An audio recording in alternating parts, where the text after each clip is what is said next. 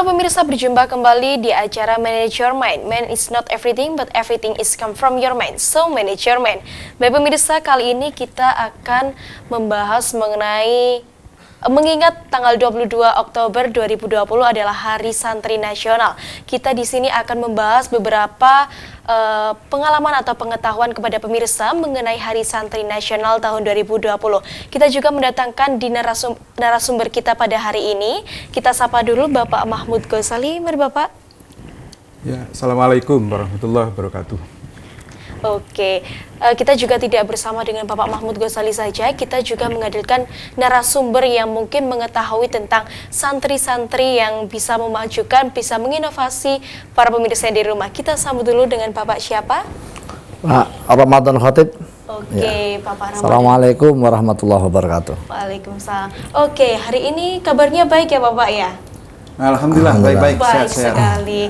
Oke Bapak, tanggal 22 Oktober besok adalah memperingati Hari Santri Nasional ya Bapak ya. Iya. Mengingat temanya kali ini di Hari Santri Nasional itu tentang santri sehat, Indonesia kuat. Oke, Bapak, kenapa sih saya tanya dulu nih sama Bapak Ramadan Khatib ya, yang mungkin mengetahui sejarah-sejarah santri nasional gitu ya. Baik Bapak, kenapa sih kok dirayakan pada tanggal 22 Oktober tanggal 22 Oktober? Ya, terima kasih. Perkenalkan dulu, nama saya Ramadan Khatib. Saya sejak kecil hampir menjadi santri. Jadi saya mulai tahun 75 sudah nyantri di daerah Jawa Tengah sambil sekolah. Kemudian setelah 6 tahun berikutnya itu saya pindah nyantri ke Kediri, itu selama 15 tahun. Jadi praktis saya menyantri itu ya sekitar 21 tahun itu. Makanya saya pertama mengucapkan dan apresiasi tentang terjadinya Hari Santri dan diperingatkan Hari Santri ini. Kan apa? Karena benar bahwa yang namanya santri itu perjuangannya luar biasa. Perjuangan yang pertama adalah bahwa santri itu pisah sama orang tuanya, itu kan perjuangan yang luar biasa. Saya dulu menangis itu sampai 1 tahun. Mestinya nggak kerasan, mau pulang, tapi orang tuanya ngotot terus. Bahkan karena jauh sampai nggak berani pulang. Akhirnya ya dengan terpaksa tetap di pondok terus. Akhirnya itulah sampai bertahan 15 tahun. Ini kan luar biasa. Yang tadinya tidak kerasan tapi bisa bertahan sampai 15 tahun. Itu.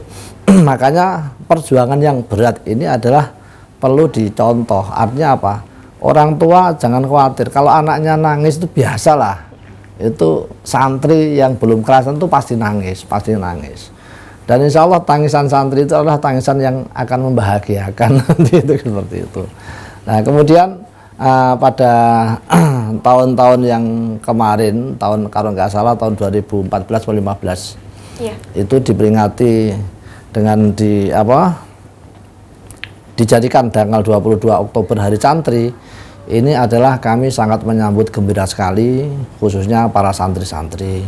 Sebab apa? Bahwa tanggal 22 Oktober itu sebetulnya itu adalah hari kita semuanya, hari kekuatan Indonesia yang sejati.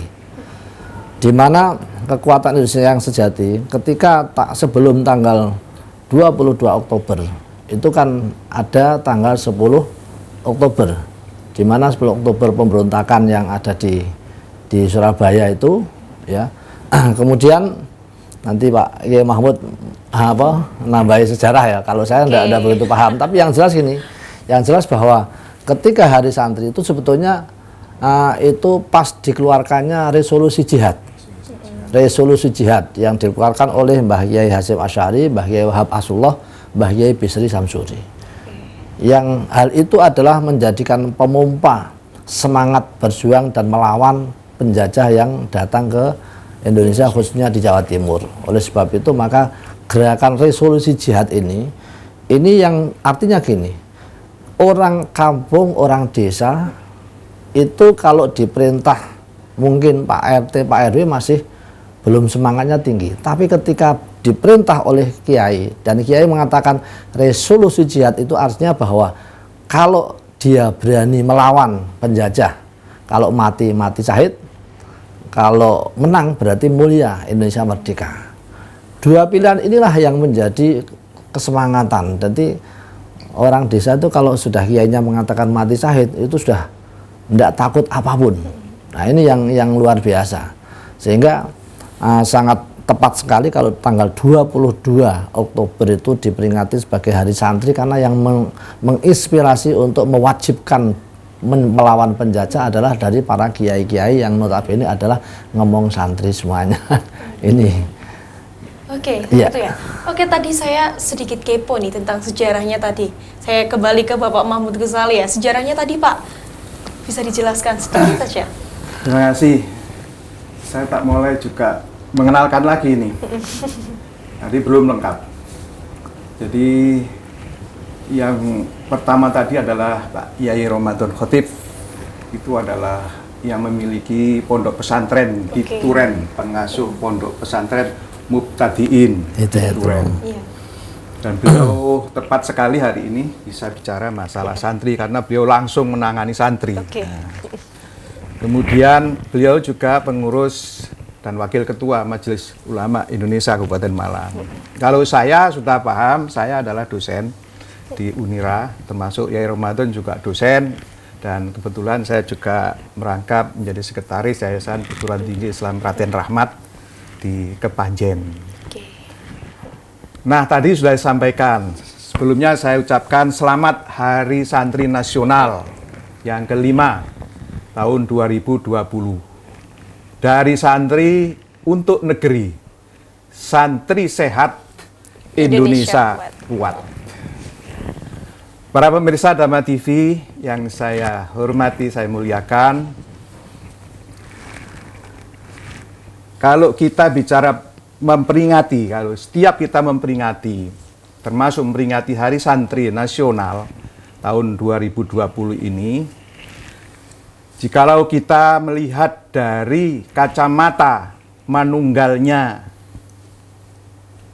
priksa rasa karsa, maka akan menemukan hal-hal yang menakjubkan, hal-hal yang benar, yang nyata, yang membanggakan nasional bangsa Indonesia ini. Tetapi kalau dilihat dari kacamata yang lain, maka tidak akan menemukan hal-hal tersebut. Paling tidak akan menemukan sebuah peringatan saja. Ya biasa-biasa saja kita peringati, secara rutin itu. Iya. Maka kita berusaha melihatnya adalah dari kacamata manunggalnya priksa, rasa, dan karsa. Ya jadi melihat, merasakan, dan ada kemauan. Itu. Setiap peringatan apa saja itu. Jadi tidak hanya sekedar ya peringatan setelah itu tidak ada bekasnya apa-apa.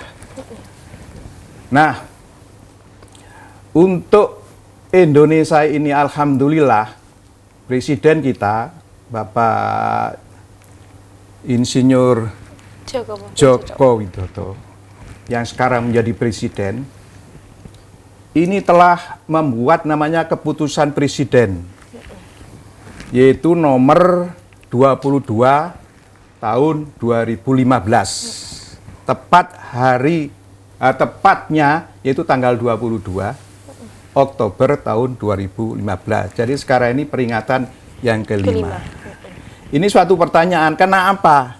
Wong santri saja kok dibuatkan kepres kan gitu. Tadi Pak Yai Ramadan sudah menyinggung itu. Jadi mungkin pemerintah ini mau menghargai peran santri yang sangat besar sekali dalam rangka mempertahankan kemerdekaan ini.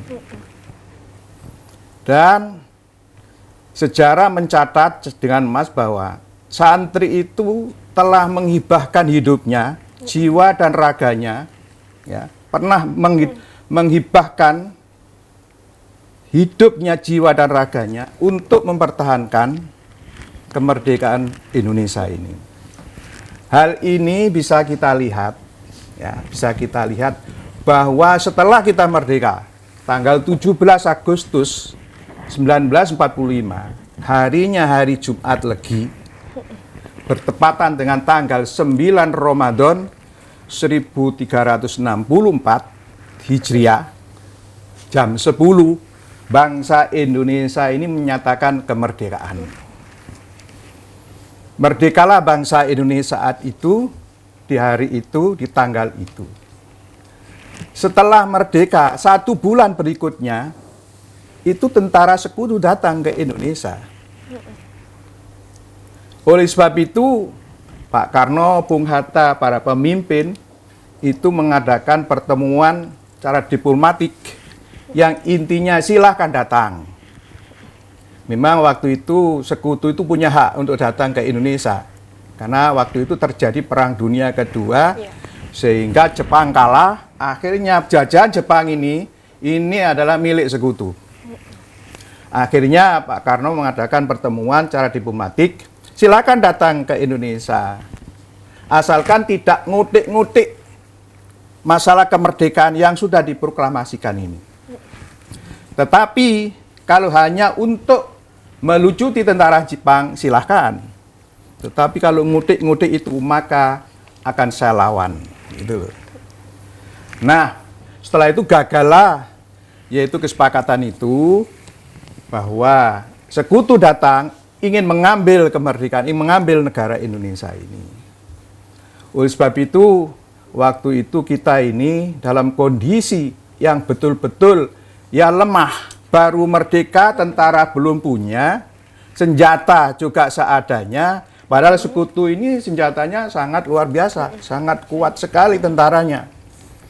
Maka Panglima Jenderal Sudirman waktu itu, Panglima Sudirman, menyuruh kepada Bung Karno sama Bung Hatta, suruh yaitu mengirimkan utusan kepada Yai Hasyim Asy'ari yang ada di Tebuireng, Jombang, di pondok pesantren Yai Hasyim Asy'ari, yang intinya suruh bertanya, bagaimana sih hukumnya perang menghadapi orang-orang kafir yang mau merebut kemerdekaan, hukumnya apa? Itu intinya. Oke. Kita lanjutkan dulu ya, salah satu ini ya Bapak ya. Oke, baik pemirsa, jangan kemana-mana, tetap di Manage Your Mind.